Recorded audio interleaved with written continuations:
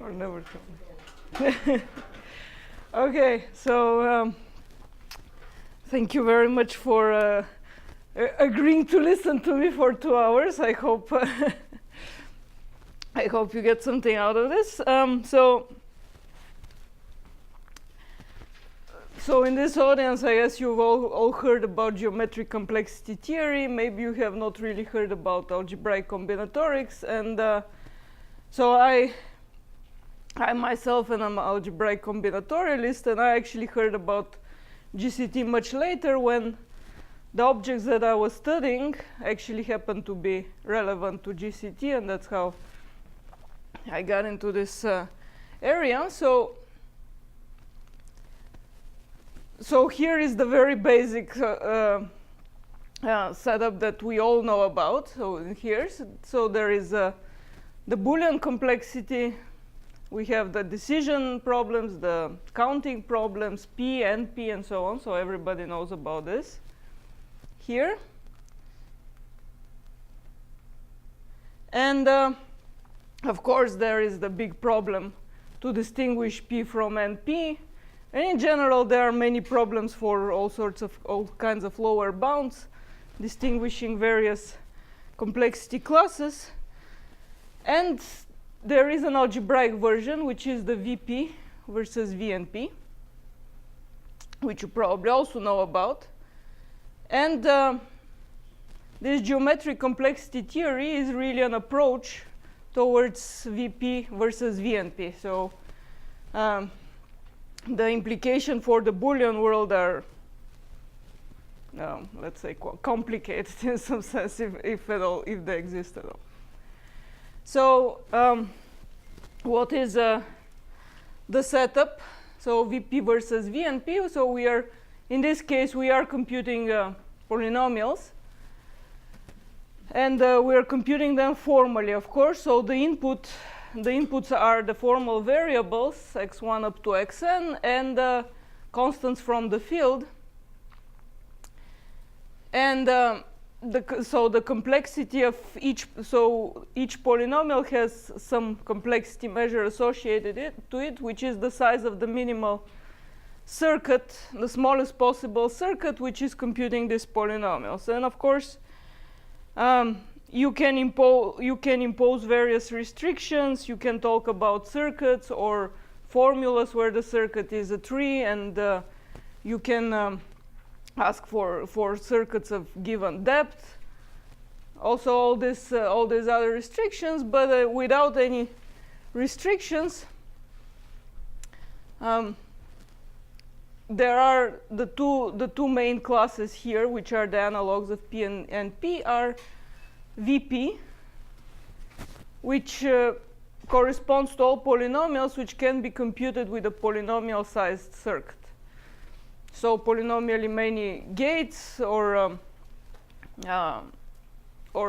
edges in the graph, so it's all polynomially equivalent in this case anyway. And of course, so there is, of course, the field and the constants on the field are carrying along the operations along the edges, so this is not really counted.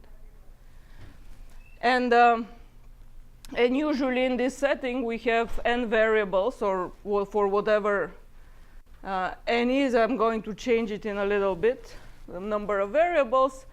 And this is, and then the polynomial also has a degree. So we have two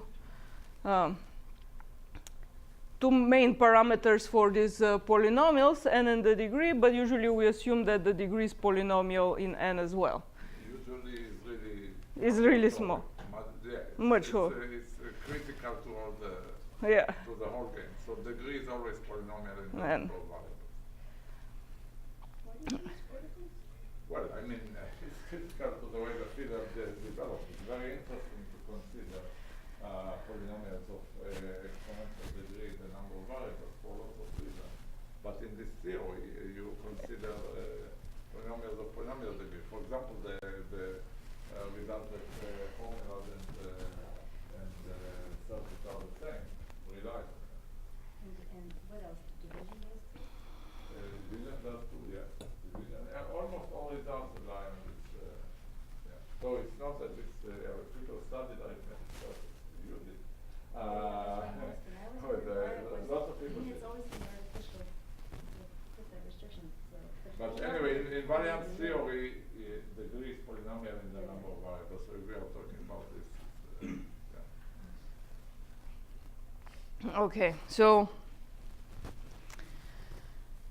so then there is the more general class V and P, which is here is the formal definition. Oh, this formula ran out. So this is, we are of course talking about a family of polynomials indexed by n. And so this family is in the class V and P if it can be written as an exponentially large sum of polynomials which are from VP. So this is really the very formal definition. Okay, so let's see some examples. Maybe it's just to point out, this should look like an NP statement when you replace the or by a sum. Yes. So that's an inspiration. Although, so Wikipedia has a slightly wrong statement. It says that roughly this is the class of polynomials for which the coefficient of each monomial can be determined in polynomial time. It's very related. I think one implication is clear. And Yeah, but it's not true in the other. In the other case, because as you were showing this the polynomial which actually whose coefficient actually turned out to be the permanent, this is not exactly the case. So yeah, so if the monomials can be computed in polynomial time, it definitely falls in this class V and P, but it's slightly larger or conjecturally, because all distinctions here are modulo P versus NP.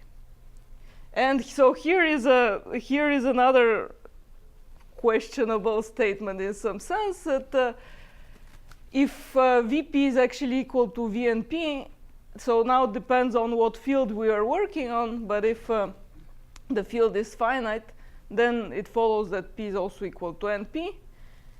Or if we are talking about the real numbers or the complex numbers, maybe then P would be equal to NP if the generalized Riemann hypothesis holds for whatever this really means. So, and of course, if P is actually so if P is not, so there is another implication in the other direction.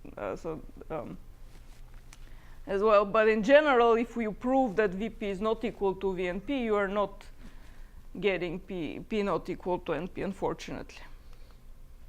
So in some sense, this algebraic setting should be easier, and one of the reasons is that polynomials carry so much structure. So you have these monomials, you have degrees, you should be able to control your circuits much better. Yeah. I'm not really just asking to slow you down. But is that true for P/poly also? That, like, can you simulate? this is really P/poly. I mean, Yeah. all variance definition are You don't need non-uniform. the high degree to. No, with the polynomial degree. But variance theory is for circuits. It's not for field. So how do you simulate a Boolean circuit with a polynomial degree?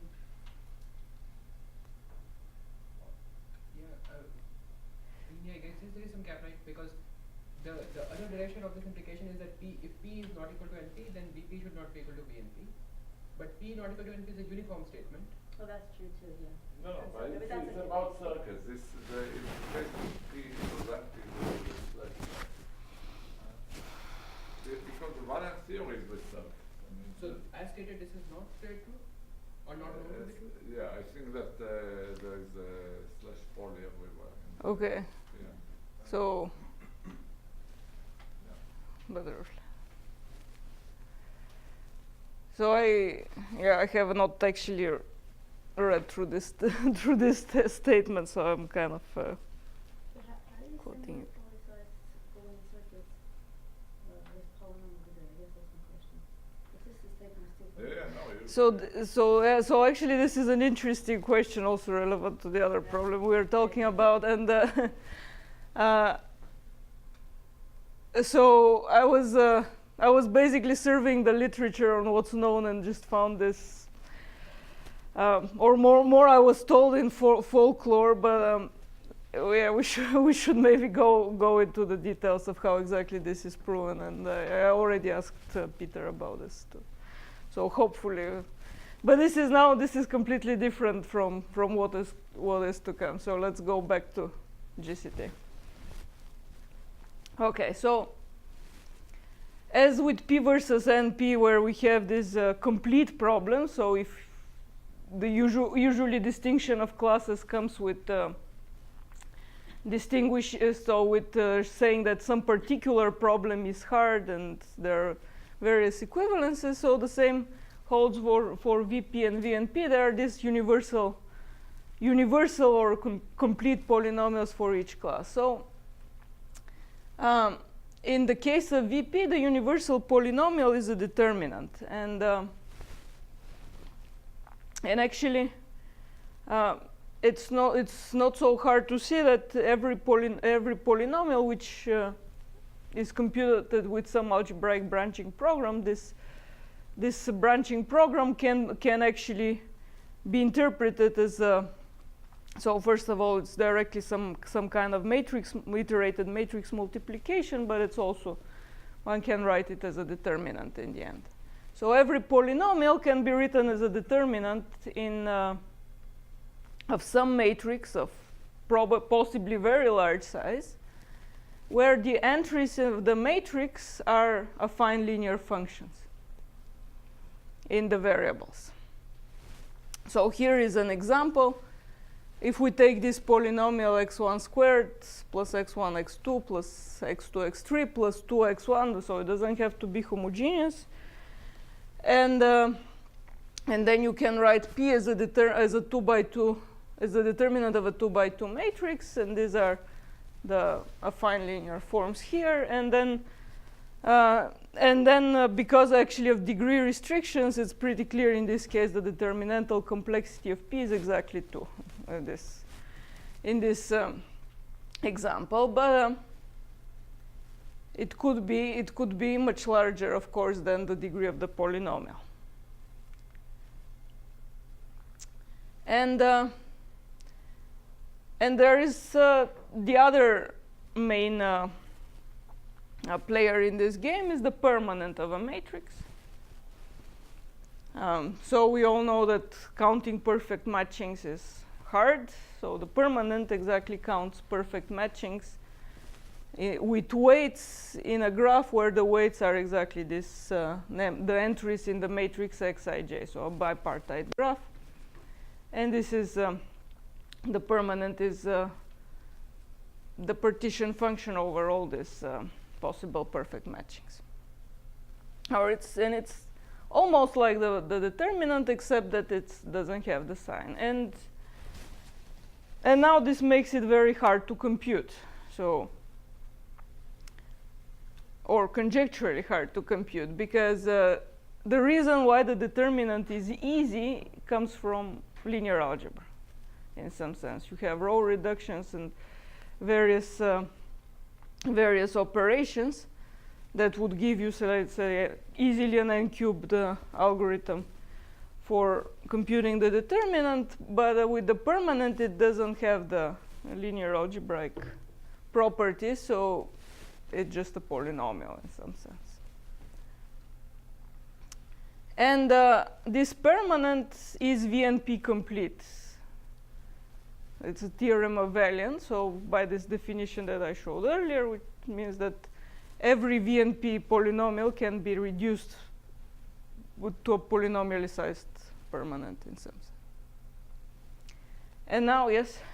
At the risk of being idiotic, is there any kind of a similar relation? For instance, if you're looking at GF2, then the determinant and the rank are essentially the same thing. Rank of the matrix. So, is it in fact the case that one could hope to ever sort of calculate calculate some, for sort of larger fields or in other situations, polynomials in terms of rank instead of, I don't even know how to quite phrase it. Yeah, I'm not sure either. Maybe Avi knows, but. I'm also not sure, but first of all, it's very good for this talk, I think, to think about infinite field or field. Yeah, so I'm going to. Yeah, I I mean, see. when you're working over GF2, you're really close to Boolean computation. This Yeah. whole theory is, you should forget about it and think about infinite field. And the other thing is that this algebraic computation is syntactic. It's not computation of functions. So this statement that permanent is VMP complete is, you're computing polynomial. Every polynomial is reducible to this one by, let's say, linear projection. So it's all symbolic. It's all symbolic. In this theory we distinguish in a field with characteristic P, x to the P and x are two different polynomials, even though they are the same one. Right? So that's this kind of game. Okay, so. So in that. So as we said, that the permanent is complete for the VNP class, and determinant is complete for the VP class. So now so every polynomial in the class VP can be has determinantal complexity of polynomial size, and yes. And then one question. So really the difference between permanent and determinant is the sign pattern you assign to the permutations. Yes. And for every sign pattern you can ask, what is the Exactly. complexity of this particular sign pattern. So is it known that the permanent is the hardest sign pattern, or I do we think know anything about these are called immanents that you are asking about. You can actually put here any character of a permutation for representation. But And there could be very yeah. particular sign patterns that are algebraic in algebraic context, and you can add, the number of sign patterns is -1 to the n factorial, right? Yeah. Any function of permutations could be written as linear combination of those. They will form a basis, right? I'm not So sure no, why okay, we so- ask it. Is it what? How the Yeah, exactly. So. This is the hardest one. No, it's not. It may not be there. A random one, a random sign pattern maybe. Will be harder. Yeah. So it's. Although it will not be much harder because you can compute every monomial separately and add them up. So it will still be n factorial. But the permanent will be easy. So you can. So yeah. So people do ask this question about computing immanents, and they are. Depending how far you are from the sign pattern, sometimes it actually might be easy to compute actually. So it's not just the determinant. There are some other ones that are relatively easy, but it's in general it's yeah. Yes. Is the permanent also universal? It's universal for VNP. For VMP. The determinant is universal for VP. The Sorry. determinant is easy and it's the hardest among the easy ones. The permanent is complete for VNP and it's the hardest among the hard ones that are interesting. No, So in that sense, everything easy can be also interpreted as hard, so also computed as a permanent. Yes, in that sense, yes. What does I think I didn't ask the right question. I mean, can every polynomial be written as determinant of, or permanent of A for some matrix A? Yeah. That was my question. Although the reduction that would come from here would be very probably not the most optimal. Yes. It could be a symbolic matrix with zeros, etc., and could be a huge matrix. Yeah. Yeah. So it's. But the same for the. But Yeah. one way to see this is that the determinant itself is in VP and therefore in VNP. Yes. So. And permanent is harder, right? So it's everything that determinant can do, permanent can do also. Yeah. Oh, okay. Thank you. That's Like, what I getting was confused saying. with all the letters. Everything easy is also in the hard class. Yes. What's the role of the field? I was saying you should think of C, but is there a reason? You'll see in a moment. No, So but when in general, there is a field yeah. for every field. For Yeah, every so- field you can define this class. So yes, so okay, so are we good? So with this, so this is the main conjecture. So we want to show that the permanent is hard. So there is no polynomial size determinant which computes it. Here are some concrete results that we know about this. So we know actually the determinantal complexity for the permanent is 2m minus 1. 2 to the m. 2 to the m minus 1. And actually with increasing this this complexity a little bit, this is a easier formula here, very closed form that computes the permanent.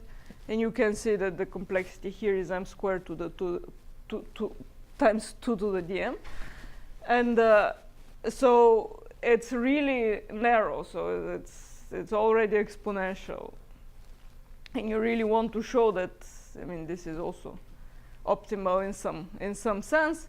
And the only lower bound for the determinantal complexity is m squared over 2. So, and we want to actually show that there is no polynomial, that the determinantal complexity is larger than any polynomial for m large enough.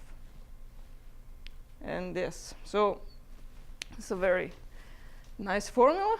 And so now, what is this geometric complexity theory about? I said this is a program to distinguish VP from VNP. And or in general, it can be used for distinguishing any two polynomials complexity-wise, and you can use it to prove lower bounds. I will show later. But the original motivation is VP versus VNP. So what is the setup? So from now on, the underlying field is the complex numbers.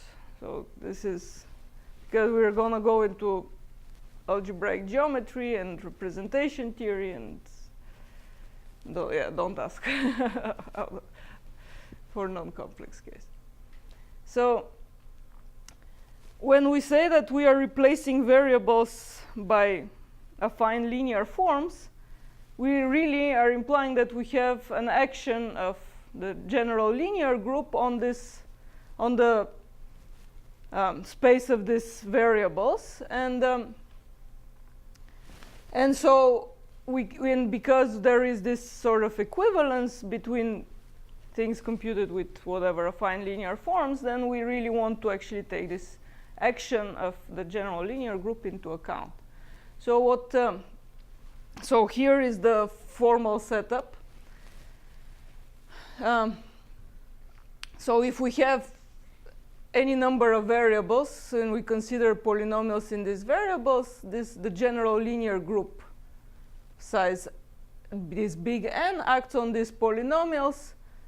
So we can consider this as a vector. So we're taking linear combinations of these variables and substituting them in the polynomial. That's all. So this is replacing variables with linear forms. And the determinant is the special polynomial we care about. It has n squared variables, the entries in the matrix. It's of degree n. And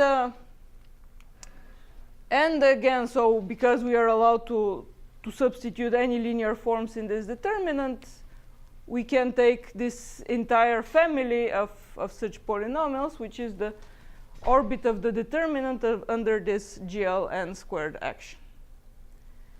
Okay, but now we said that we want affine linear form. So in order to get everything possible, we need to actually take the determinant orbit closure. So not just this set. And in order to actually get the degrees to match, we need to increase the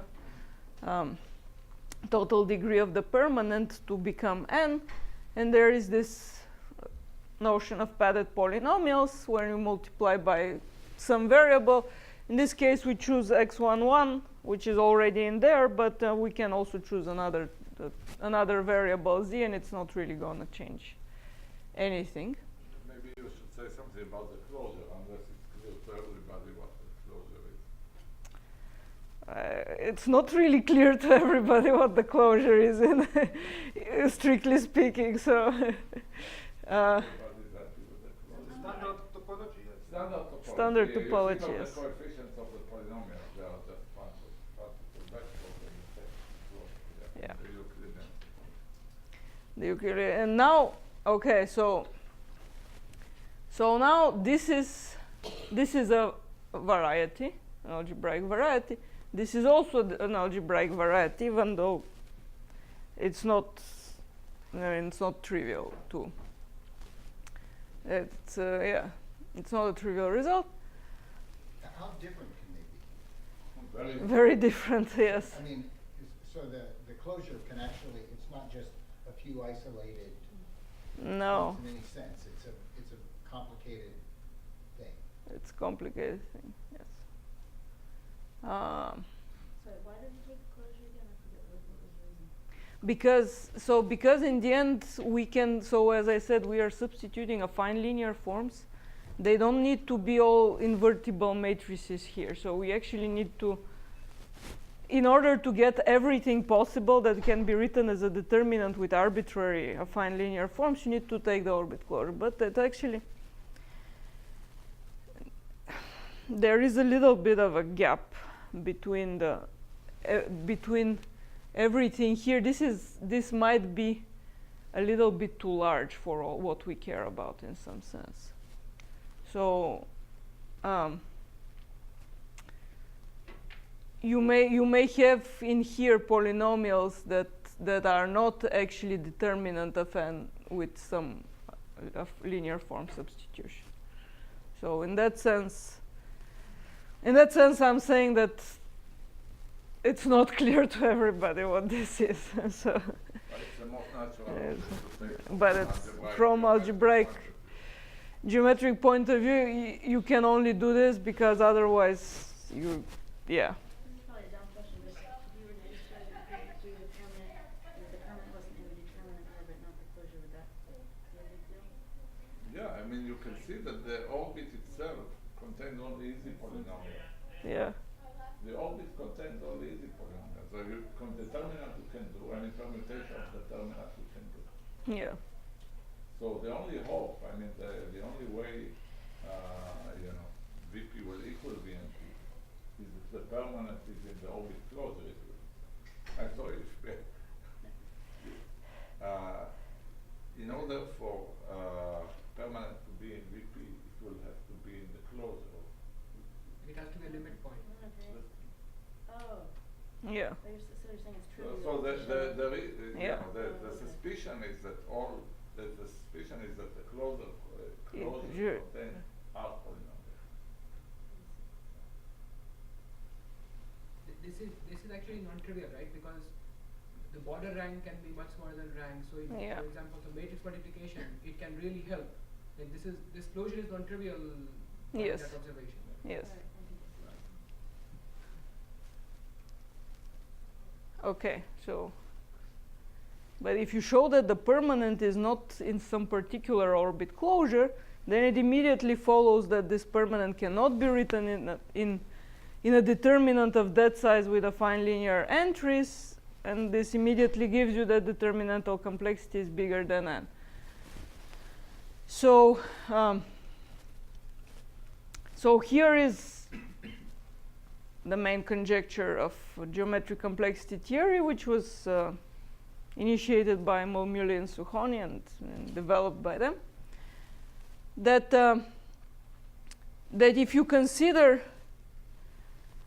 so this containment here serves as a lower bound for the determinantal complexity, and the conjecture is that this quantity as well, this quantity grows super polynomially in M as well. So so there is no polynomially sized n such that the permanent belongs to the orbit closure in this. And now, so you can apply the action of GLN squared to the other side as well, because so take that orbit, and instead of just considering one particular polynomial inside the orbit closure, you can take the orbit closure of the permanent versus the orbit closure of the determinant, and now we have two algebraic varieties that we need to compare somehow. Okay, so let me probably start writing the definitions here.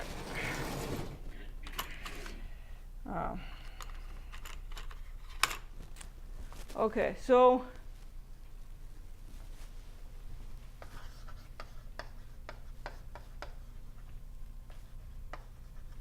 M is smaller than n.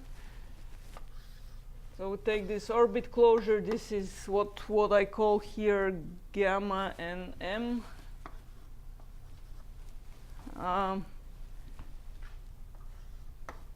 And then the question is, what is contained in, if we can rule out such containment. So really, if we want to show a lower bound for the permanent, you really need to show that this is not in here. And this is omega n. Okay. You didn't really have to show the closure. Sir? Dumb question, I'm sure. So you're saying it's the same thing to show the permanent is not in the determinant orbit closure, is to show that the... Yeah. Because you are, so now you are looking at the entire variety.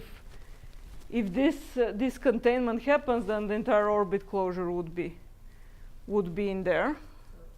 So because of the equivariant group action and all the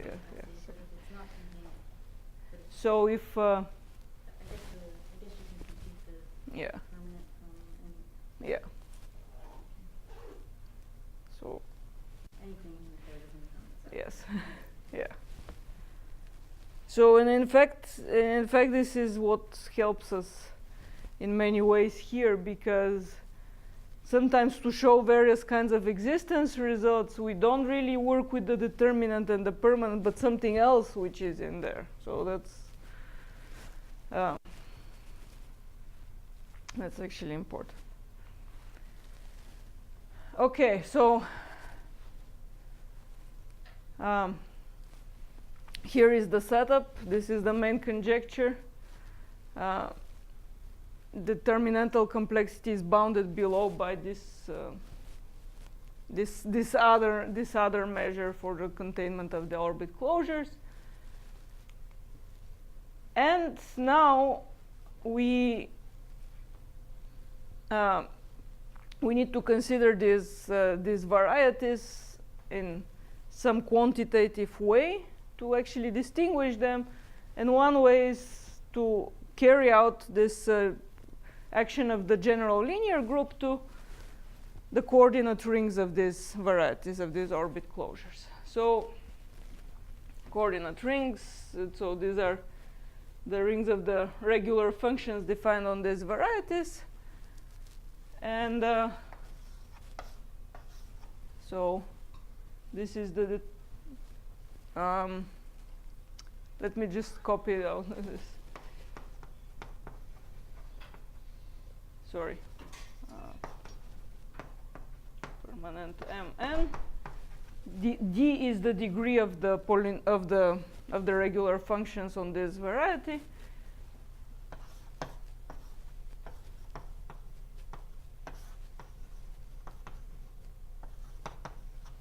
So we have, we are comparing this. They carry out the GLN squared action, so these are actually GLN squared modules. We can decompose them in terms of irreducible representations or the highest weight module. So there exists such a decomposition, and for the permanent, we would have some coefficients. Each of these irreducible representations will show up with some coefficient. Okay, so so we have so I need to actually tell you what the representations of GLN squared are in general. Okay, so let me just copy this down. Which one is this? Delta. So these are just degree functions in the coordinate ring? Yeah. And okay, so everybody understands the symbol. What's relating lambda and b on the left side sum over there? oh, well, it should be the same. Sorry. So if you're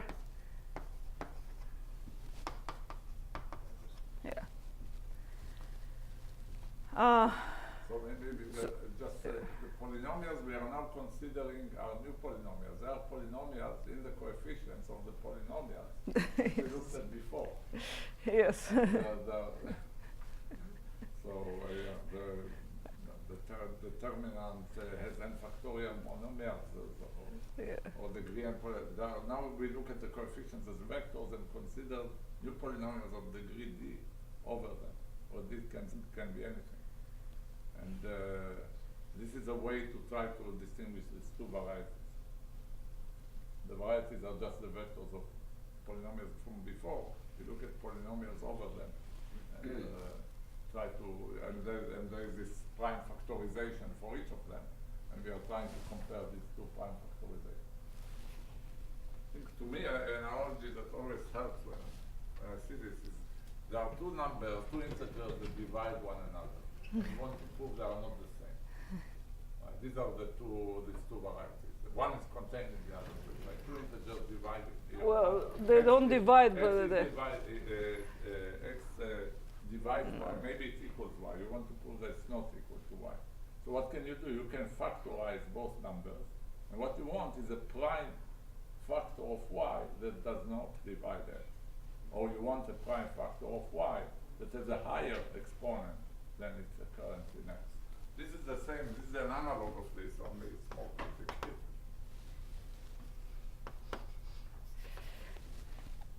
Okay, so now maybe I need to maybe take a step back and say what are the, we know what the general what the irreducible representations of the general linear group are. These are the Weil modules. They are indexed by this lambda. What is lambda is not written there, but lambdas are some partitions, and in this case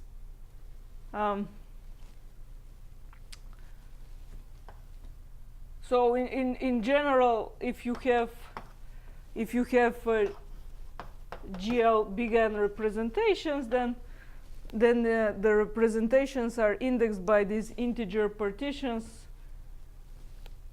So sequences of integers, weakly decreasing sequences of integers, lambda 1 up to lambda n. So the length of the partitions is bounded by the size of the general linear group. Capital N is just a generic, because it's a letter that is not used in this. So yeah, we're running out of letters, so it's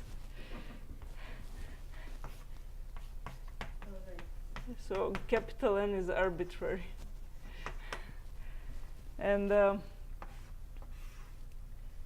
how we represent these integer partitions as Young diagrams where each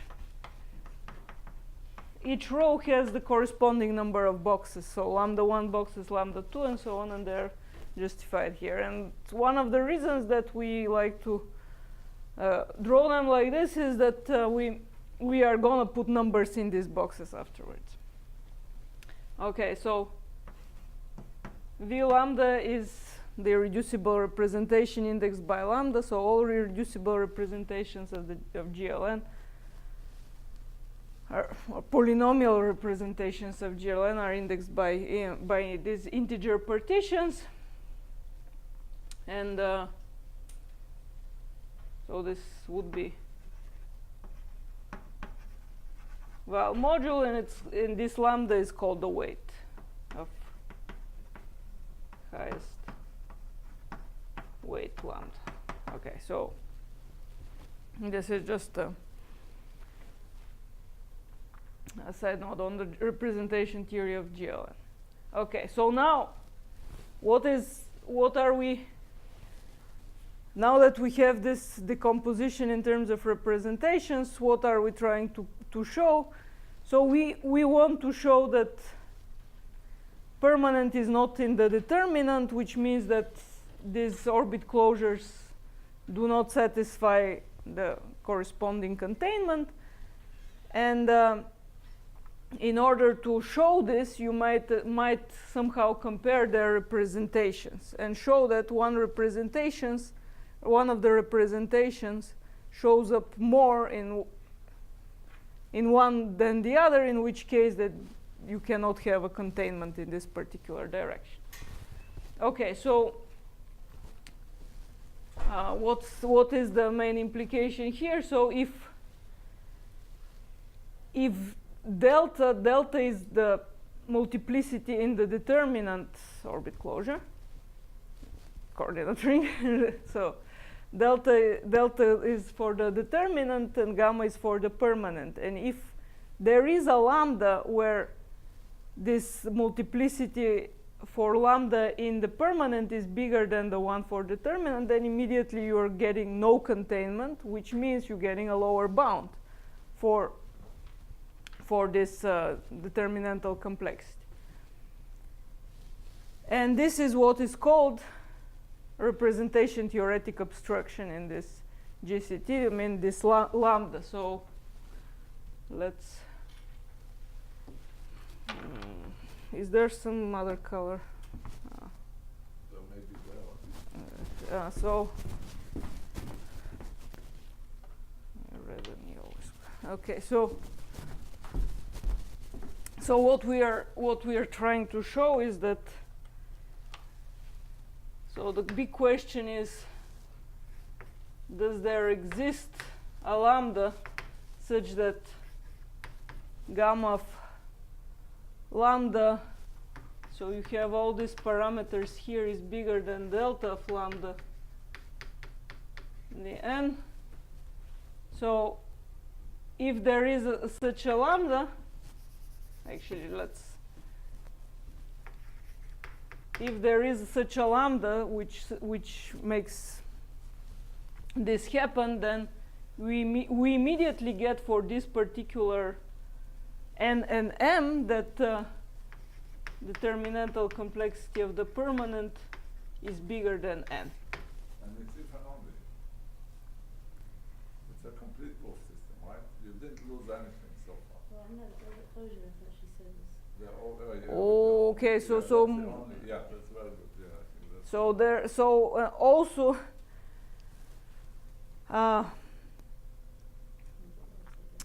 okay, formally it's also the fact that some multiplicities of representations satisfy inequalities doesn't mean that there is an isomorphism of these representations that satisfies the corresponding. But isn't the containment of the orbit closure true if and only if all the lambdas are No. So if in one direction on, yeah. So you don't know. So these are isotypic components. So you don't really know how the fact that one shows up more than the other doesn't mean that you can actually form a map between them. So yes, modulo the orbit closure and modulo this, then we have a complete process. So lambda's a partition of ND in both cases? Yeah, well, yeah, so you have to compare the same lambda. Yeah, Why are so. there partitions of ND and not N squared?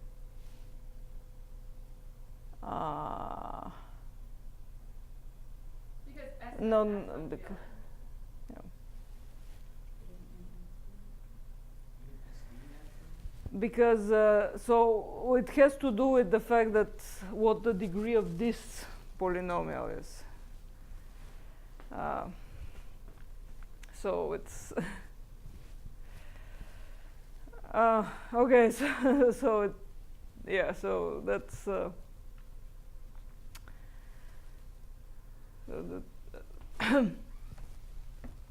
anyway. So there are a lot of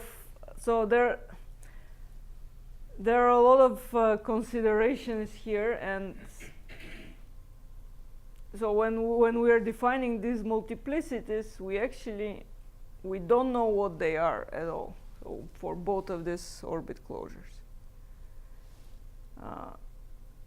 we in the sense that we don't know, other than the definition, we don't actually have any way of evaluating them, computing them in some not just efficient in any discrete, let's say, way, as far as I know. Okay, so Can I ask a question exactly about that? So I love this. It seems a really cool problem, but why would it be easier than the original problem? well, because so one of the hopes of the whole program is that you can actually exploit all the symmetry structure. So you need to, if you want to distinguish between two polynomials and you don't really know, you need to start from somewhere, and there, because of this GLN action, maybe this helps you. Maybe this brings you more structure to the game, where these things would come out more easily from. There is the hope that algebraic geometry has developed all this theory for, that I mean, that it can be absolutely hope used. That'd be super cool. But like, do you have any reason to think that algebraic geometry is actually useful? So why is the Taniyama objective Because- easier than Fermat's last theorem? It's not, but then that's the problem that gets solved. Yeah. So, okay, there is a philosophical discussion. I'm actually afraid that with what I'm gonna show next, I will shoot ourselves in the foot by showing that it's actually hard. Okay,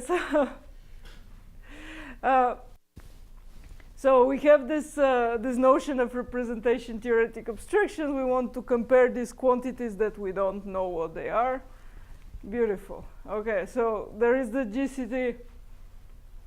The main GCT conjecture is that you can find this occurrence abstraction and modulo these two assumptions. So modulo these two assumptions, then more or less people believe that this should be equivalent, in some sense, to VP versus VNP.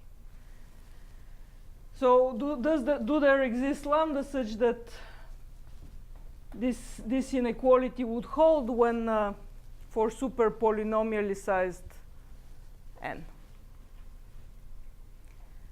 Okay, so now we don't really know what these are, but we can ask a simpler question: do there exist this occurrence abstraction? So presumably not all representations show up in both of these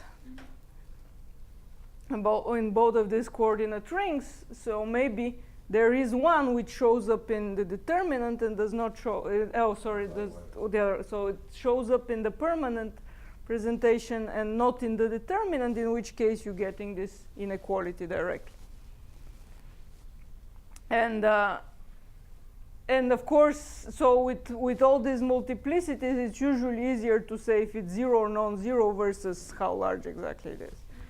So maybe this is the next simplification, and this was the other main conjecture of Maumuli and Sukhoni, that there exist such cases which can show us super polynomial lower bounds. And yes. Wait, So was the conjecture both of them, or the second one. This is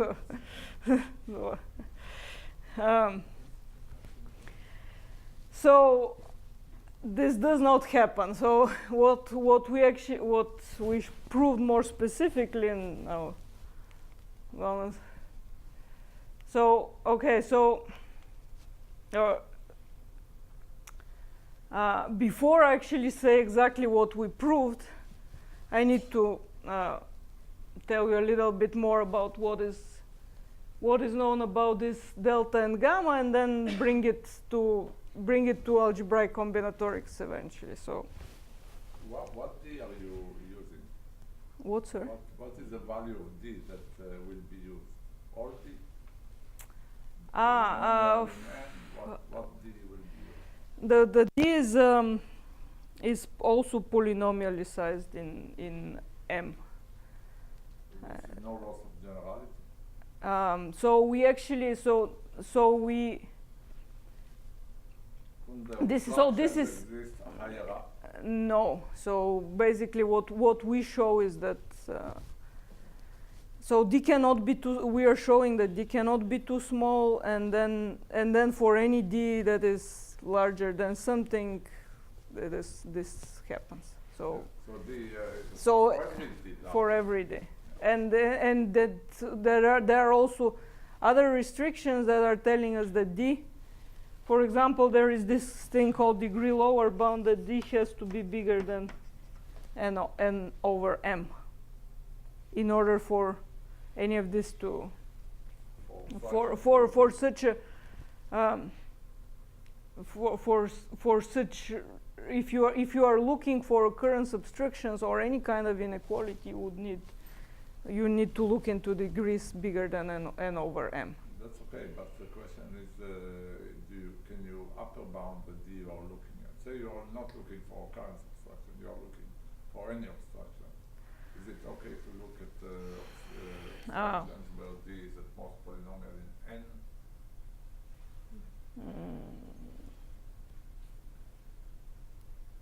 N? That's not a priori clear, because it's not clear because we don't at least for even for the when you're considering zero or non-zero multiplicities, you cannot assume that when D grows, things are more positive or some other behavior. So these multiplicities are going to change, and it's in general we probably know that there would be quasi polynomial in D, but then we don't really know what degree and things like that. So it's you cannot make the invariant ring of this degrees of the generators for the invariant rings of this. Yeah, but we don't really know. Yeah. Yeah. So maybe I'm asking what was already asked. But so effectively, the theorem is that the deltas for any lambda D and N, as long as it satisfies that inequality, there's a relationship between D and sort of, it's never zero. No, if one is If zero, one then is the no, second so is- okay, so I haven't said exactly what the theorem is yet. So basically, let's go there. But the point is that we are only interested in lambdas which occur in the permanent. So for those that are occurring in the permanent, we have various restrictions. This is one restriction. We have other restrictions. So this is the other restriction is that lambda 2 and so on, lambda whatever, let's say n squared to be more general, has to be less than or equal to d times m in order to this to be positive, because if this is 0, then we don't care. I mean, there's nothing interesting is happening. Okay. So what are these delta and gamma? So we actually don't know, but we know in some sense, and I will say what I mean by that, what they are related to in various ways. So the delta, so these are the multiplicities for the determinant, are upper bounded by the multiplicities in the actual orbit, in the coordinate ring of the orbit. So without taking the closure, these are actually called the symmetric Kronecker coefficients and are actually relatively simple or combinatorial quantities. And the symmetric Kronecker coefficients are bounded above by the usual Kronecker coefficients of the symmetric group. So now most of the rest of this talk will have to do with these coefficients, and I will define them properly later, and we'll explain what these are. And then there are the platism coefficients of GLN. So when you take a representation of GLN, it's of course a map from one general linear group to another, and you can actually take another representation. So composing representations of GLN is called platism, and then the coefficient is when you're looking for the multiplicity of semi-reducible representation. So the simplest platism coefficients are when you are taking just symmetric power. So these are the easiest, in some sense, representations of GLN. Symmetric powers is just polynomials. Yeah. So prefer this degree d polynomials in the coefficients of degree and polynomials. And So maybe this is kind of the answer to my question. Like you're using some knowledge about Kronecker coefficients and platism coefficients. yeah. But they're not like closed formulas. Oh yeah, no, they're not. So we'll get it. We have 1 more hour to show you how much nothing there is. Okay, so so this is a really rough upper bound in some sense, because we really don't know anything about these multiplicities other than they are naturally bounded by this degree d polynomials in n variables. But some of you have, in both cases, in both formulas, doesn't matter what they say, you have upper bounds on both gamma and lambda. Yeah. You want.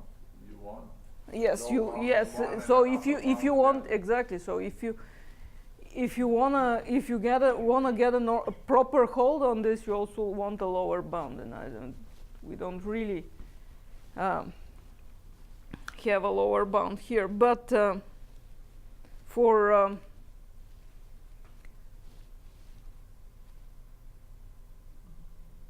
so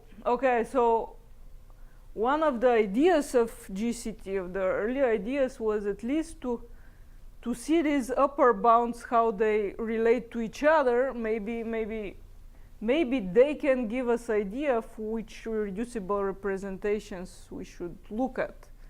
So this is what's called obstruction candidates, and a lot of the research in the beginning was directed exactly to that. So people wanted to solve inequalities of this kind. So for which lambda can you relate this symmetric Kronecker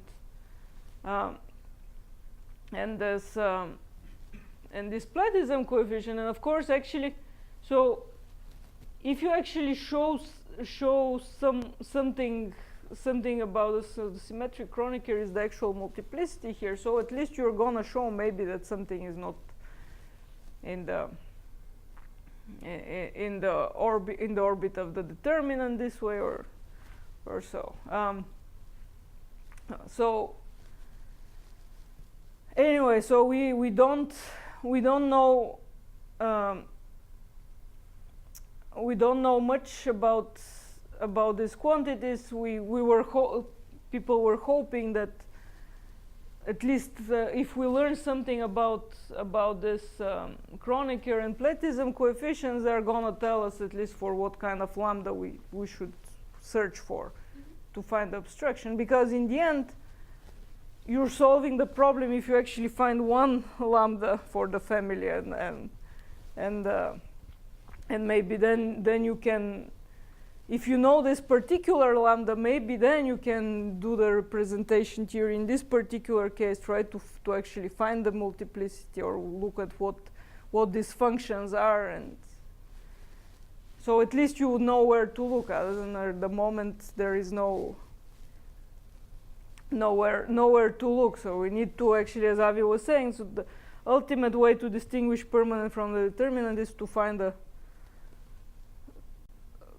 obstruction of some quality is just some polynomial in the coefficients of these polynomials that vanishes in one and doesn't vanish in the other, in which case you are distinguishing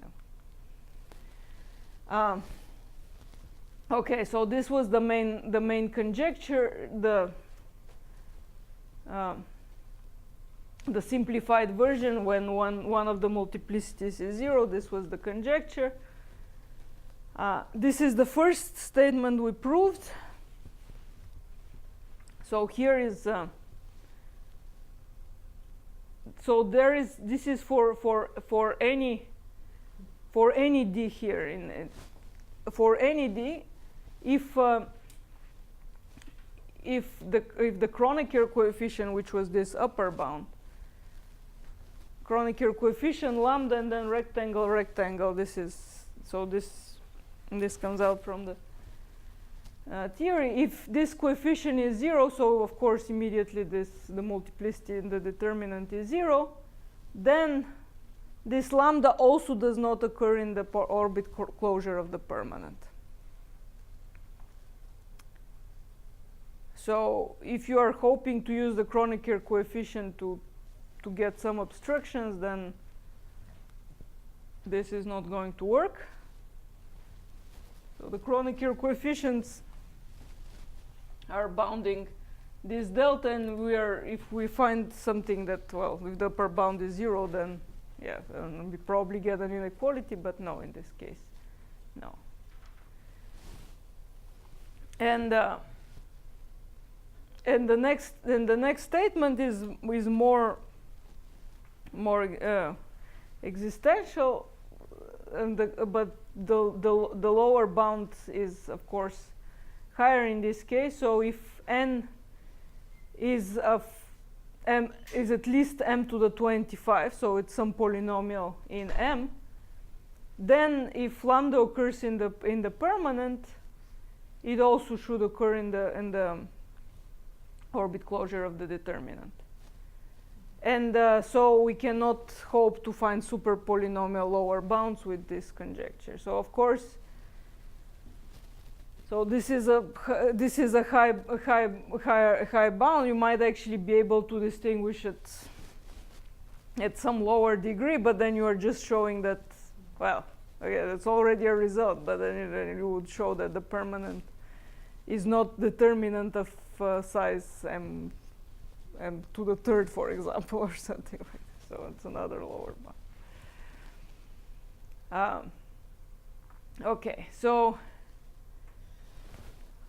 maybe we should take a break, or. I mean, such a result also implies that the determinant cannot simulate permanent in size n to the 10. Because if it could also do it in n to the 50, and then, you know. I mean, so it's not, I don't think there's any problem with this n to the, having n being at least n to the 25. There's no, I mean, Okay, I see. Right, I mean, you can use any polynomial you want there. I mean, it will imply that it will imply a super polynomial, that super polynomial lower bounds cannot be proven. There's no hole where the permanent could sneak in. I see. Actually, why do you even require polynomials? For all you know, if you proved it for n bigger than 2 to the m, you are still done. Yeah, but you cannot because there's an upper bound. Yeah, so the higher upper bound, Yeah, so,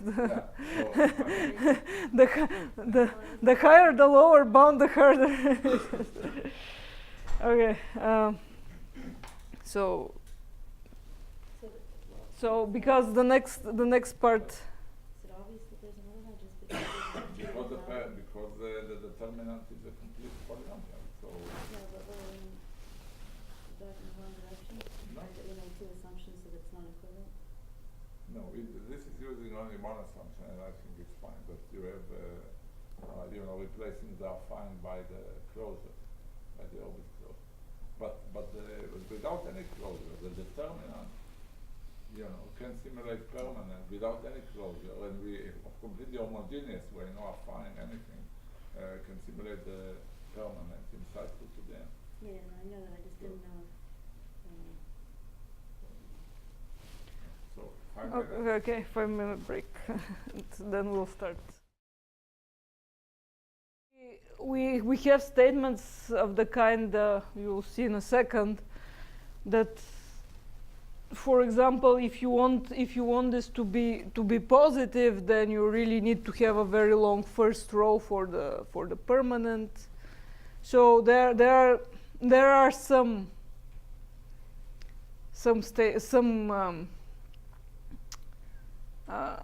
existence statements of what kind of partitions can show up and what and not, but it's they're very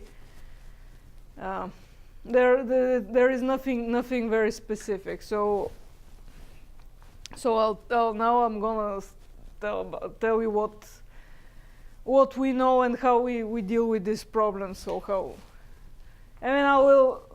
I will try to show you how we prove these theorems. So that's, but yeah.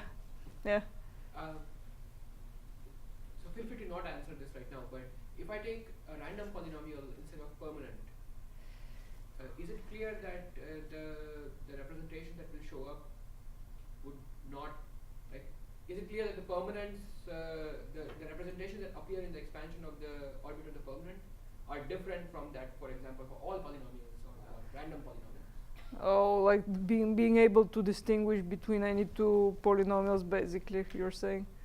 Or in the We didn't have any symmetries. No, you can, but you are trying to embed it in the determinant, so you are applying GLN action. Yeah, so you can take any polynomial in some number of variables and act by substitutions. So you can put whatever you want here. So I think I'm asking, like, we are trying to distinguish VP and VNP this way, but can you first of all distinguish between VNP and every polynomial in the world this way? Yeah, I think so. Yeah. And it's clear that this is. Well, I probably modulo this not with this thing with the closure. Okay, so then it's essentially a unique factorization. Yeah. Right? So something, two things are unequal if one of their prime components is unequal. Yeah. So actually that's a very good question, but maybe later in the talk I will show how one can use the same type of ideas to maybe do lower bound for matrix multiplication. So in that case you're going to distinguish other quantities, and then that's maybe one of the only instances where one actually gets a lower bound from just. Yeah, one more thing. Kind of follow up with his analogy that he brings up, which seems very effective, actually. So is the permanent likely to be more like a very smooth number, which has a gazillion of lots of small multiples, factors, or is it more likely to be something with a some very gigantic, big sparse factors? Big. You understand what I mean? Yeah. Get the analogy that I was been using. So basically, you're asking what's the distribution of these numbers roughly, or something? Yeah. This sort of Gestalt kind of description of it. You already said one at the top. Yeah. But this is a kind of stupid stupid statement because, or well, no. So there is a. It just comes from the fact that we're taking the padded permanent here. And that because you have one variable of much larger degree in this polynomial, then it actually forces you to also have a very long first row in these representations.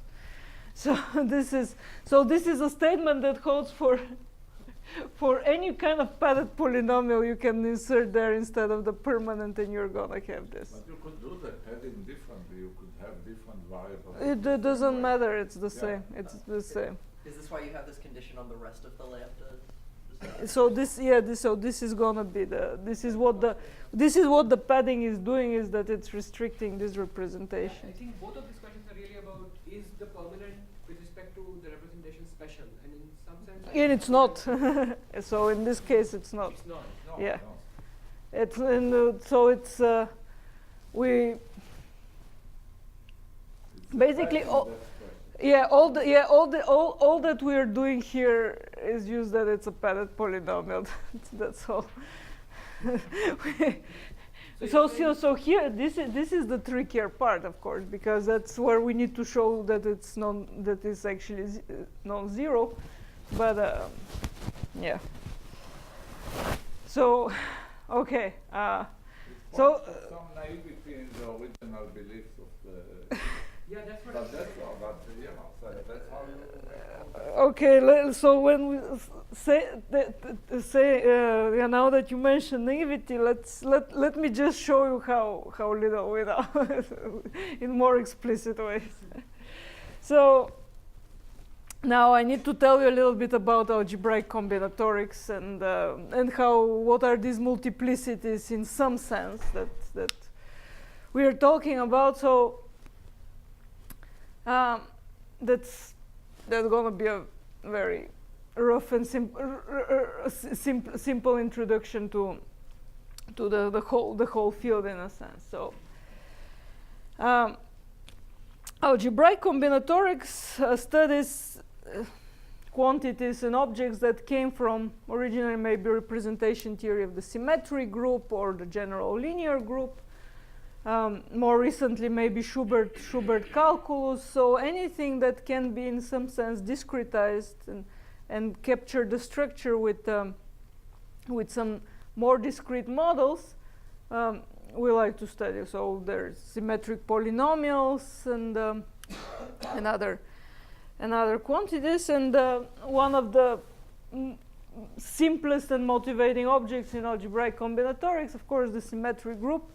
The irreducible representations of the symmetry group are these Specht modules, and they are indexed by partitions lambda again. This time, this lambda is of size n. So here is so here are all the basics in this structure. So we have lambda, as I already said, so it's a partition of n. The length is the number of non-zero parts. There is the Young diagram where you draw all the boxes that correspond to the parts. And one of the most beautiful and classical results for the representation theory of the symmetry group is that these Specht modules can be described and indexed by a basis of what is called standard Young tableau. And these are assignments of the numbers from 1 up to n to the boxes, so that they're strictly increasing along rows and down columns, and all the numbers appear exactly once. And then the number of this standard Young tableau will be the dimension of this representation, and there is a beautiful product formula for these dimensions, or the number of standard Young tableau, the Hooke length formula, and so on. So this is just from this picture, there is a whole area of combinatorics emerges and studies all these structures, and I will not go into these details now. Okay, so symmetry group, permutations of n letters, reproducible representations is spec modules lambda. Now we take tensor product of irreducible representations, and this carries a diagonal action of the same symmetry group, so it's going to decompose into irreducible representations of the same symmetry group. So lambda mu and nu are partitions, and for each irreducible representation we can ask how often does it appear, or what's the dimension of the isotypic component here. And these are these Kronecker coefficients that I just mentioned earlier, come into in GCT for any three partitions lambda, mu, and nu. This Kronecker coefficient is the multiplicity of the reducible representation in the tensor product of the other two.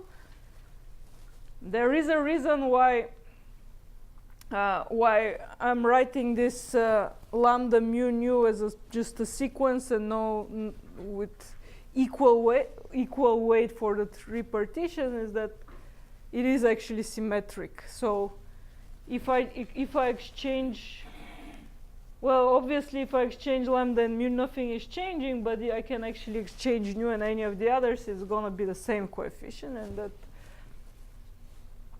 that is not so hard to see if you use, let's say, inner product of the representations, the characters for the representations, and so on.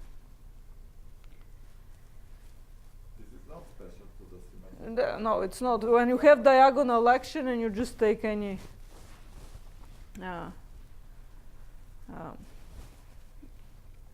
so the distinction here is that for the symmetric group we have this diagonal action. For the GLN there is another tensor product of representation, but there is different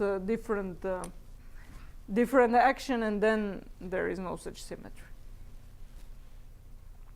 So there is Schur-Weyl duality. There is a duality between the symmetric group and the general linear group, which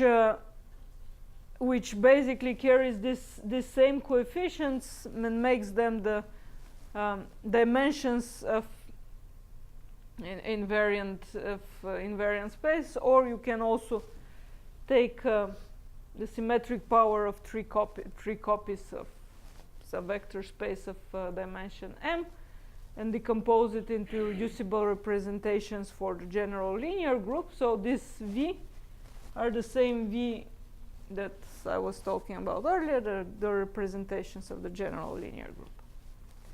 So this, the left-hand side, just to make sure everybody's happy, is just three-dimensional tensors which are symmetric. Yes. It's like a decomposition of matrices. Exactly. Well, or three-dimensional. Yeah. Why are you using 3 here? The significance of 3.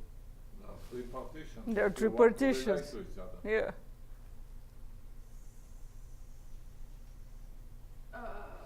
Yeah.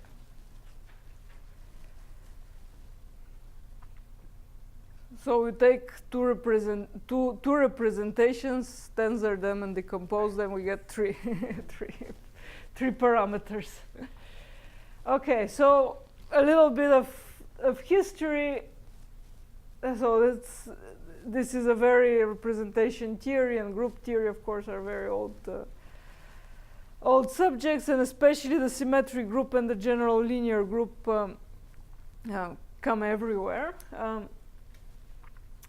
So there is the theory of Lie groups was developed, then there are representations of finite groups, then both came together, so representations of Lie groups were considered, and von Neumann found the connection to quantum mechanics.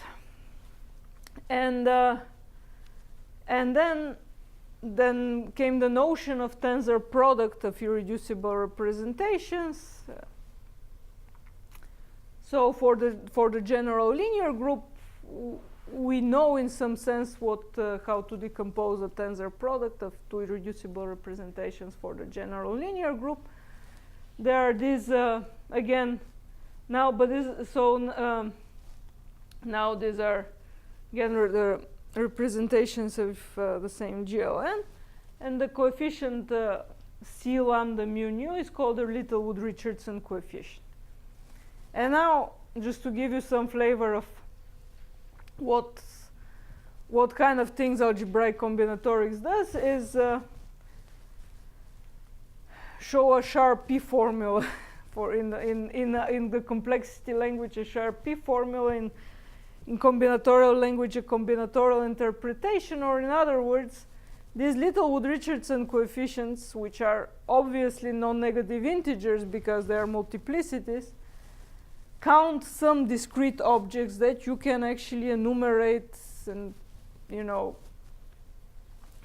in this case it's a sharp P formula because well, even in binary, that these objects can be encoded easily and checked if they satisfy the conditions or not. So in this particular case, the Littlewood-Richardson coefficient is equal to the number of some type of tableau called Littlewood-Richardson tableau. There are, roughly speaking, some assignments of numbers to the Young diagram corresponding to the skew shape difference between two of these partitions of type the other one, and so on and so forth. So there are some further rules about the conditions on this tableau, but here in this particular case there are only two such, and Littlewood-Richardson coefficient is 2. But this is not sharply complete. It is sharply complete. Yes.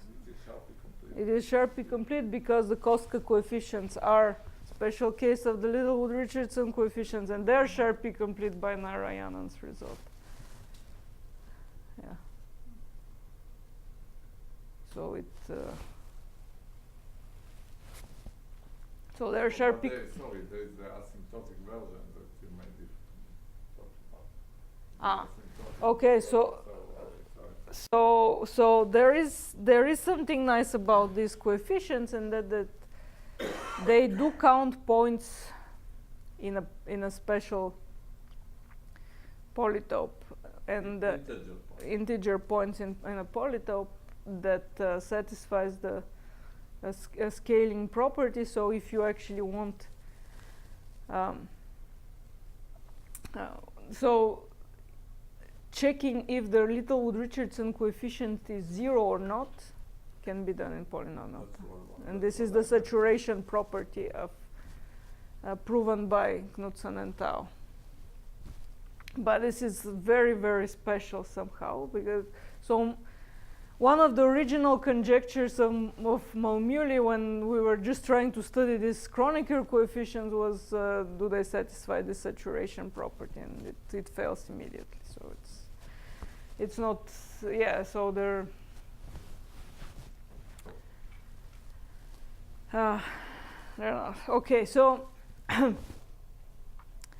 so these are the Littlewood-Richardson coefficients, and then the next afterwards come the Kronecker coefficient. If you take more tensor product of irreducible representations of symmetric group, just like in the general linear group, you get these Kronecker coefficients, and you can of course ask the same question. So what are these numbers counting, or is there a Sharpe formula, and other questions. So from combinatorial point of view, this is how these questions look like. So is there a family of discrete objects such that this multiplicity, the Kronecker coefficient, is equal to the number of these objects? Or in other words, the Kron problem is just informally speaking, just the problem of computing this Kronecker coefficient. Is it in Sharpe? And there we have two two separate motivations for asking such questions. One is the classical one. The Littlewood-Richardson coefficients have such a property, and moreover, the Littlewood-Richardson coefficients are special case of Kronecker coefficients when for some particular, so every Littlewood-Richardson coefficient can be written as a special Kronecker coefficient. So they are, so the Kronecker coefficients actually generalize this problem. What is the modern motivation? So this combinatorial formula is really showing that computing the Kronecker is in sharp P. There is the geometric complexity theory that I already mentioned, that the Kronecker coefficients are showing up as upper bounds. And then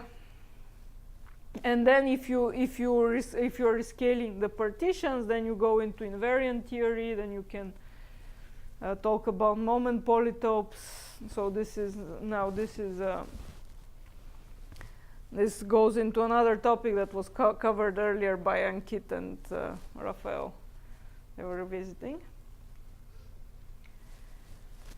Okay, so now that we have a problem, what do we know about this Kronecker coefficient? So as Ian was saying, that everybody knows that there is nothing, that they're very hard to compute, and that's true.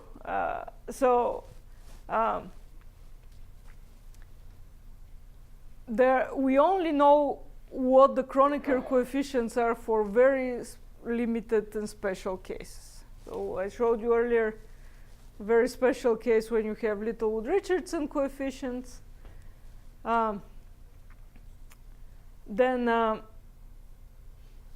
in 89, so how many years after Murnaghan posed the question originally, there was an interpretation, combinatorial interpretation, when two of the partitions are hooks. So hook meaning that just column and a row. So very special type of partition. Then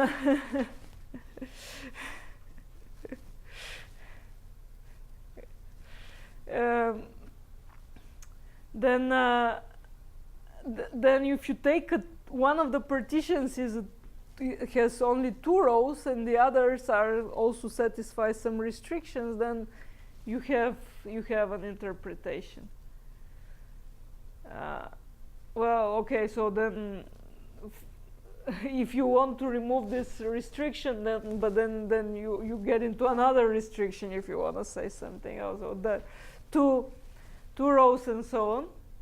And the most general interpretation that we know is due to John Blazek, who found the combinatorial interpretation when one of the partition is a hook and the other two are arbitrary. So this combinatorial interpretation is already pretty complicated. Here we are filling tableaus with two types of letters that after you move them around under various rules, then you get something else. So even just checking that this is a Sharpie formula is not a trivial task. And there are various other special cases for special cases, meaning certain types of partitions where we can say something about these numbers. And in general, we don't know. So how much we don't know? This is another side of the story. So what we know are some particular bounds that look like this, but again only. So you can get an explicit bound only if, let's say, you have a two-row partition.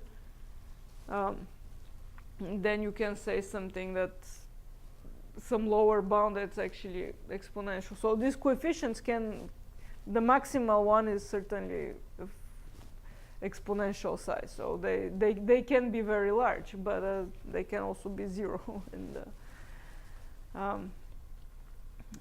and then there are the various complexity results. So we, as we said, deciding whether Littlewood-Richardson coefficient is 0 or not. This is polynomial time.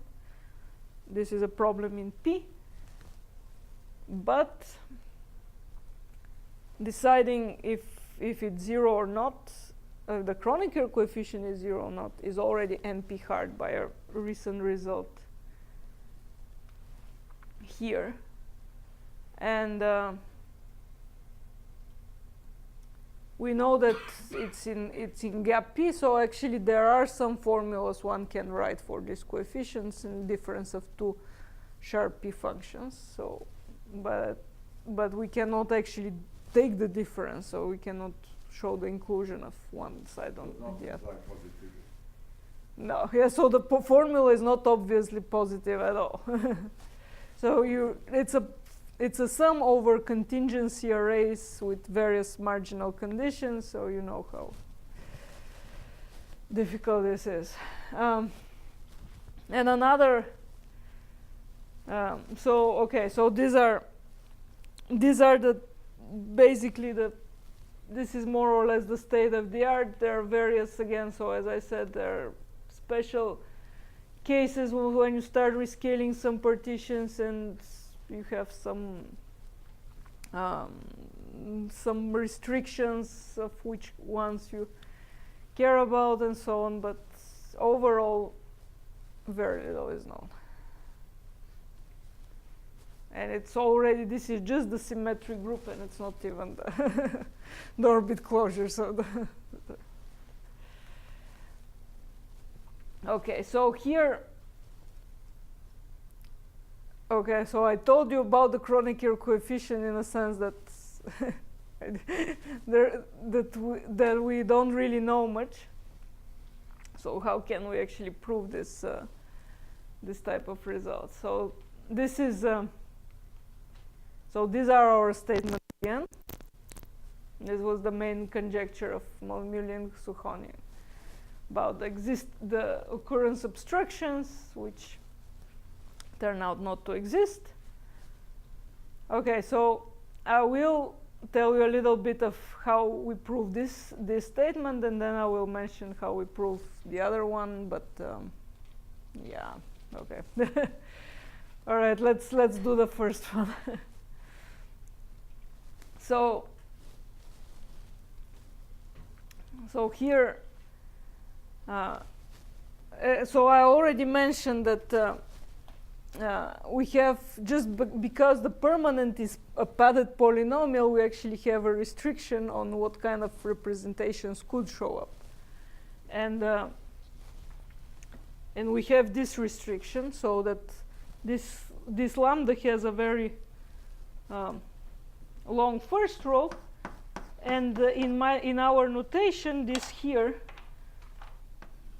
the parts of the lambda below the first row is going to be denoted by lambda bar. Okay, so in this lambda bar, we have this restriction that the total number of boxes here is at most MD. So this is just purely because of the padding. And also because of the number of variables that we have here is m squared, actually, then we have the length of lambda has to be most m squared. So this is another restriction of what is L of lambda is what? Oh, the length. So the length of lambda. So this is L of lambda. Sorry. So lambda bar is this partition underneath. L of lambda is the number of parts, or the height of the Young diagram, and that we cannot have more than m squared number of parts. And so if you want, actually that's there is a more general statement, but basically, if you want an occurrence obstruction, then you need to look into degree d bigger than n over m. So otherwise, the inequalities go the other way in some sense. And the last part of the proof is basically the following. So okay, so now remember that so we had various upper bounds. So the delta, maybe we can say that the delta of lambda dn is less than or equal to this Kronecker coefficient, and the gamma of lambda dnm is less than or equal to the platism. So you really, if you want to have anything, then you need to have this platism non-zero. So okay, and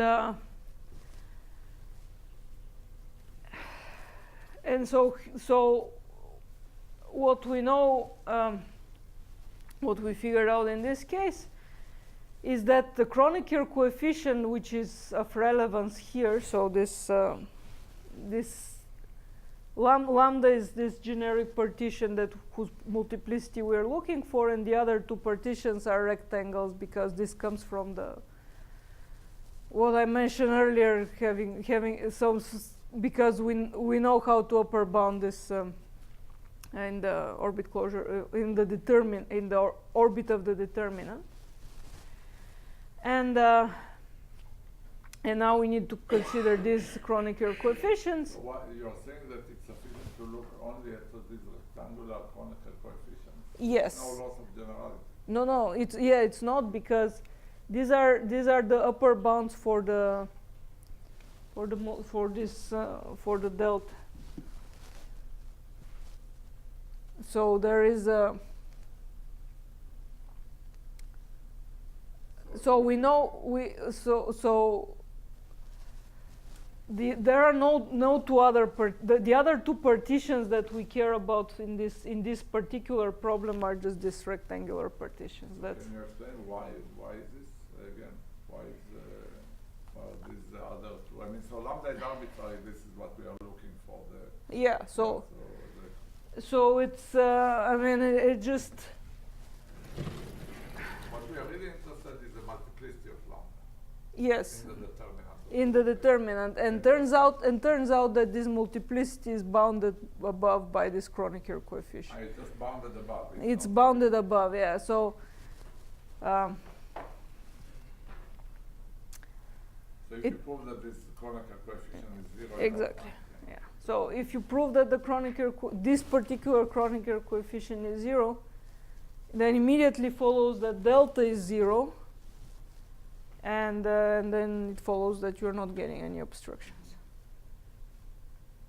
But of course, we are also interested in, so we are not interested in all possible lambdas. We are only interested in the ones that can actually occur, which means that we have all these other restrictions on them. And for those, we prove that the Kronecker coefficient is positive. So there are various, there are the various restrictions on the different parts. In this particular case, so as I said, it's actually enough to look at. I will explain in a little bit where this comes from. That you can look at degree bigger than n over m. And for those cases, then basically. We show that the Kronecker coefficient is positive, except for some very specific partitions that are anyway not going to show up, because you can actually calculate for those values. So the way it's proved is really this. I don't know what this set X is, but yeah, well, just finite set of explicit. Yeah. So either the smaller part is in this set, and in this case the precision is 0, and otherwise it's not in this set, and then the Kronecker is positive. positive, yes. And the first part is because of the padding, and the second part is something that's more serious because a statement about determinant and Yes. an arbitrary padded polynomial. Yeah. But So we cannot even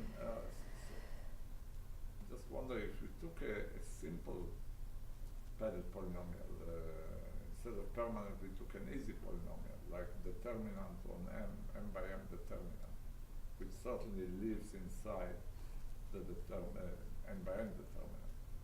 then the quality should hold.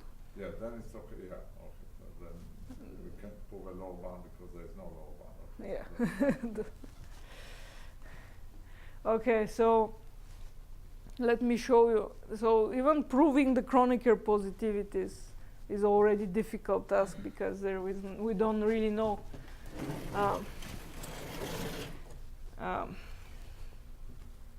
We don't really know anything about the Kronecker coefficient, but we know a few properties. So we know the following. So if you have three partitions, then you can transpose two of them and you have the same Kronecker coefficient. Also you can exchange them, permute the partitions themselves, and you still have the same Kronecker coefficient. So this property comes from the representation theory of the symmetry group. So just the way you would construct these representations, like tensoring twice with the sign representation. This is what it means is transposing the tableaus. So the semi-group property for actually any time you have some general like reductive group action and you have multiplicities of highest weight that can actually be composed with each other, you have such properties, and so this does not has nothing to do with the symmetry group. Now it's because of this general linear group interpretation. So if you have two partitions, two triples of partitions,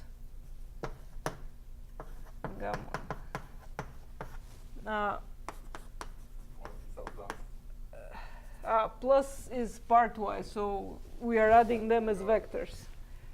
They don't have the same number of parts. Well, you always have by convention you are adding zeros toward the end. Yes.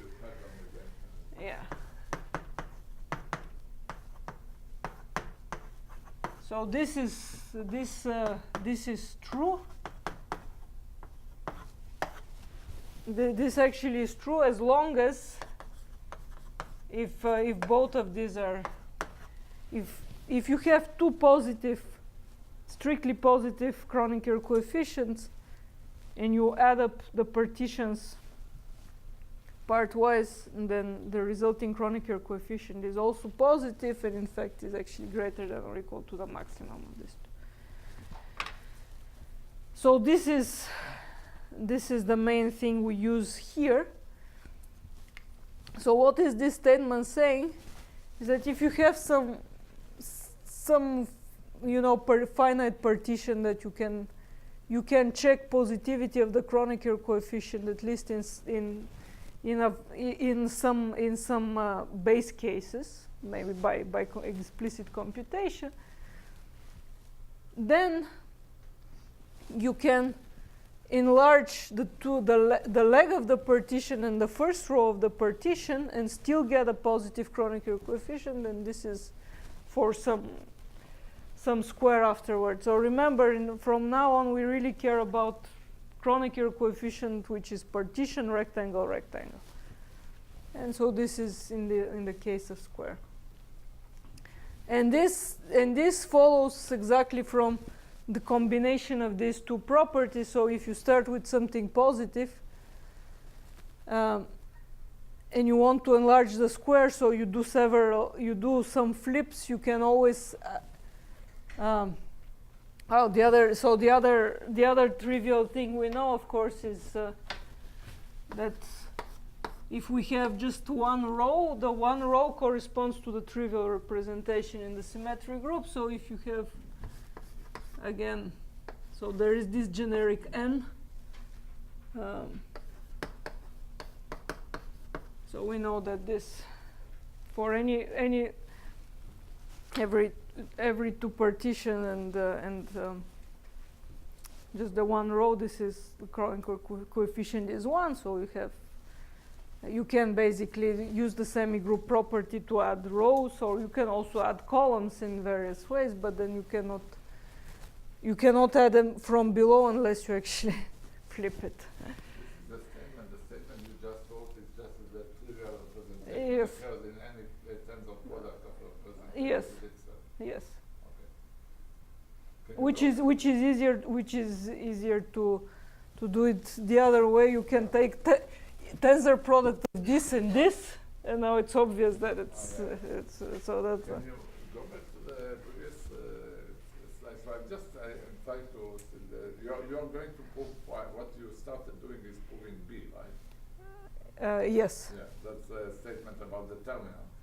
Yes. So does it say more or less that determinant simply has all the Kronecker coefficients?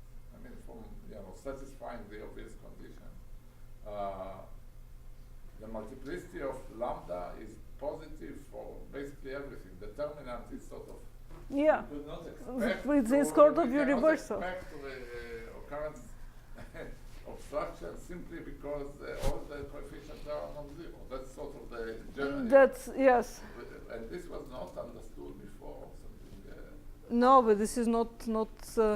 So the problem is that. Yeah, so people did not really know what these Kronecker coefficients are, even if you take two rectangles and a partition. But only the other issue is that, and actually that was one of the main difficulties of proving this statement, is that so yes, there is this semi-group property, but if you apply it naively, of let's say saying you cannot really apply this naively to get positivity for such value. So you would need to decompose your rectangle, but you can only decompose it in other rectangles, and then it's not clear that you would be able to decompose lambda. So it just there is no a priori there was no handle on this this quantity. So I will. It seems to me, maybe I'm wrong, it's not my field, but this is a much more basic result than just ruling out the non-Morris-Rounding conjecture. It just says that, except for obvious exceptions, all partitions lambda occur in the representation of the determinant. Yes, that's exactly the statement. But that's not how the paper is written. I mean, the paper talks about refuting this conjecture in GCT, but it seems to me that, maybe the title of the paper should be that that everything is in the determinant. Okay. So now, first of all, this is the first paper. In the first paper, it's not written like that. But this is an upper bound for the determinant, so it's not actually the multiplicity in the determinant. It's not an upper. Oh, it's just in this particular case, it's an upper.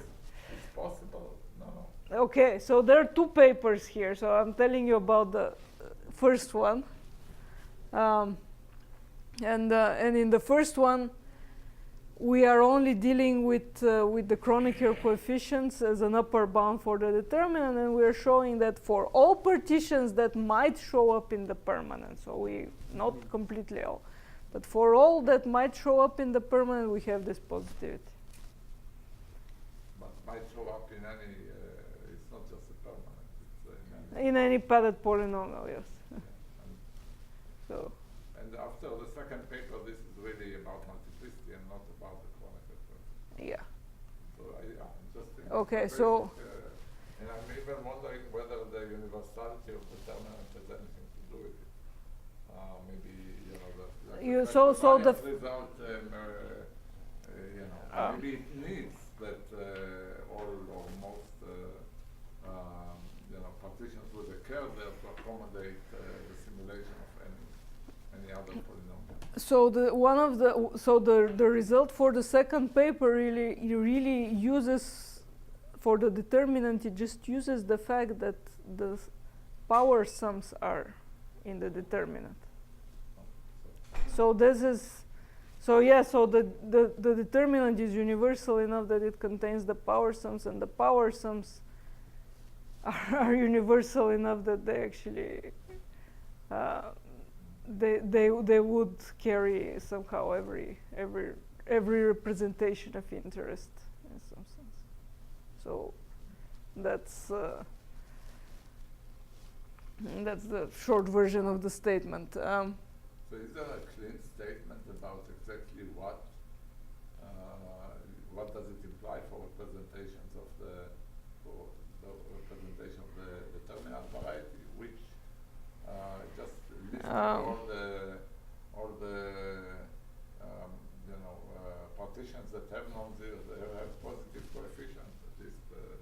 I mean, one can. Well, it's not gonna be an if and only.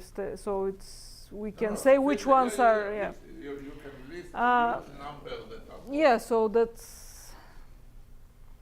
is in the paper, even though yes, you're right that it's not written exactly like this. But there is. We basically show that. So for various cases, it either doesn't occur in the permanent, or then it occurs in the determinant, and yes. So when n is bigger than m to the 25th. So oh wow, you did slow me down. Okay. So. Okay, let me just then just to finish about this. Okay, so basically this statement is saying that yes, the Kronecker coefficient is positive. So as I said, we don't really know much about the Kronecker, but the point is to use in some clever ways the combination of the semigroup property and other positivity results to somehow show that all these Kroneckers are positive. And actually, the tricky part here was this, because we have a very long partition, but not a very long rectangle. So the rectangles, if you want to show the statement with polynomially sized n versus m, then you cannot have just arbitrarily long rectangles. So somehow this is part of the setup, and in that case it requires some tricks of how to decompose the partition so that you can apply the semigroup property iteratively and get positivity. So these are basically ingredients what we use in order to prove this positivity. And again, so this is actually the tricky part, is to get a not too long rectangle, polynomially sized rectangle. And you have some other statements. So there is Kronecker coefficient is positive if you have three squares, or in general if you have three symmetric partitions, it's positive. And there are these transpositions. Then there is this. These are, in some sense, the building blocks are these hooks and little with some extra part, and then the semigroup property. And I promised to say something about the degree lower bound. And in fact, this is a side effect. A good side effect towards combinatorics is that actually we can prove an inequality between Platism and Kronecker coefficients, which actually don't live in the same world, strictly speaking. and there is no a priori no relation between Platisms and Kroneckers. So the Kronecker is actually bigger than the Platism if we are in the stable range. So there is already one statement, is that if you keep increasing the first row of your partition, you are going to stabilize. So that you stabilize, the coefficient stays the same. It's after some point. You are not increasing it strictly. So if you are actually already in the stable range, you get an inequality like this, and this inequality follows from the fact that determinantal complexity is actually finite. So how does this work? Suppose the contrary, that the Kronecker coefficient is smaller than the Platism in this stable range.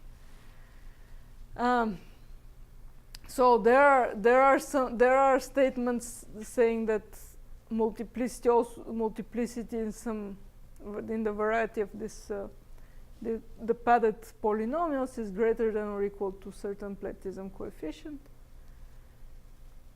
for smaller m. And on the other hand, if you are in the stable range already, then this is not changing the Kronecker coefficient, as I said, just by definition. So this is just increasing the first row. And what does GCT say? That if you actually do get the right inequality of multiplicities, then you are getting determinantal complexity for some polynomial. This is not even about the permanent anymore. Doesn't matter. For some padded polynomial, then you get determinantal complexity bigger than n. But now, if this inequality holds, we have the following. So the following chain of inequalities, that this multiplicities also there is stability for the Kronecker for the Platism coefficient. This multiplicity is bigger than the Kronecker coefficient, which means which in this case means that the determinantal complexity is going to be bigger than n for some representative of this class. But this class is one can bound the determinantal complexity of any polynomial from this class by 2 to the m, or let's say 2 to the m squared or something like that. And but this presumably holds for any n, so you get a contradiction, so then the inequality should go the other way. And from consideration of this same kind, you also get another inequality, that d has to be bigger than n over m. And so just I think that of course I like it because some basic complexity result implies some inequality in representation theory. Yes. But are the people in representation theory know about it, excited about this? I mean, interested in this? Well, in just people doing algebraic, just Kronecker coefficients, everybody's. Yeah, so but that world is not so large. But you know, this one world, they know about it. Well, they know about this, and I mean they're but we. So there are bigger conjectures, more important conjectures. There's the Fulke's conjecture between the relationship even, and there are some really basic looking conjectures that people would love to solve and cannot. So that's a nice result. But what they really want to show is be able to compare Platisms when you exchange these two numbers, one versus the other. So yeah, when so that's how big is this result? Is that this result is achieved via, Yeah. as an arithmetic. And we you know, don't know, it's we don't have any other proof, but so it's, but it's a tool. Obviously, you use Yeah. this tool, right? Yeah. Yeah. New tools are always good.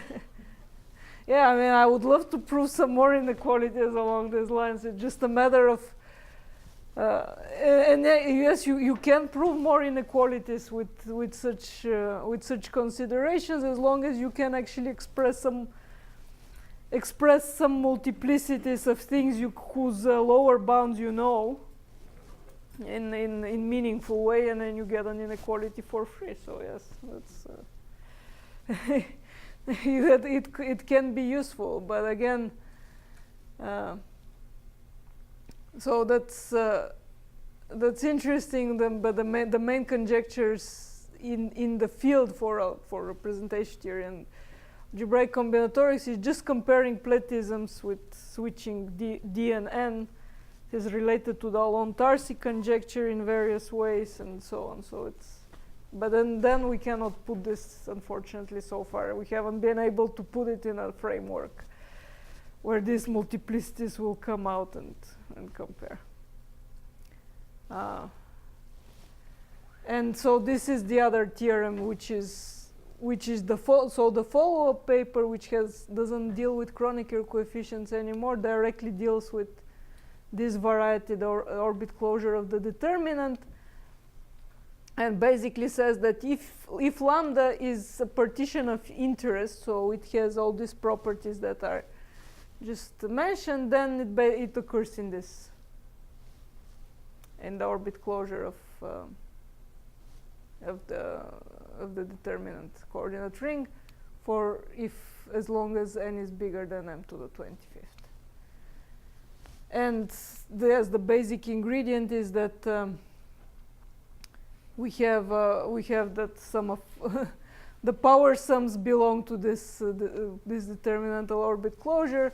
The other ingredient is that if you want to show non-zero multiplicity, then you need to find the highest weight vector that doesn't vanish there, and as long as it doesn't vanish on the power sums, then you are good. And then somehow boils down to proving that some platism coefficients are non-zero, that you can actually find some highest weight vectors. And we already know that they will not vanish on the power sums, and that they possess various properties. And then again, this type of semigroup property holds for these multiplicities as well. So you prove positivity for some special cases, and then it follows that you can prove it for